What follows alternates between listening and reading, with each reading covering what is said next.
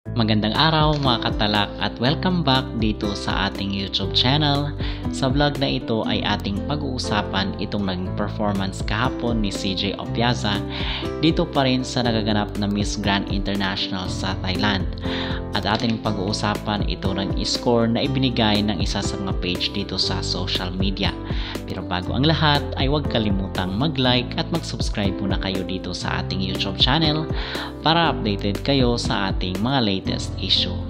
So, ang ating pag-uusapan sa ngayon ay itong ibinigay na score ng Pageantology dito sa ating naging official na pambato sa Miss Grand International 2024 na si CJ Opiaza. At hindi nga may kakailan na siya talaga ang nag-stand out at nag-shine doon sa kailang swimsuit competition, at even nga itong mga post ng taga Thailand ay siya ang pinupuri dito sa katatapos ng swimsuit competition at hindi yung kailang pambato doon sa Thailand.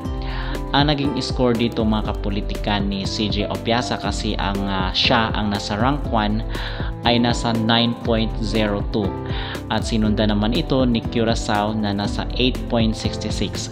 Nasa pangatlong pwesto naman itong si Puerto Rico na nakakuha ng 8.61. Nasa pang-apat na pwesto naman si Peru, nasa 8.44. At panglima itong si Miss Grand Indonesia na nakakuha ng 8.40. So ito ang naging score na ibinigay ng isa sa mga page dito sa social media.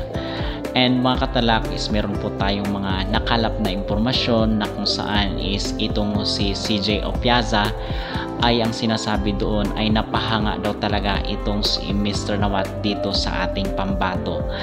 But alam naman natin na meron ng trust issue itong mga Pinoy at hindi basta-basta naniniwala dito kay Mr. Nawat, not unless nasa atin na nga ang golden crown.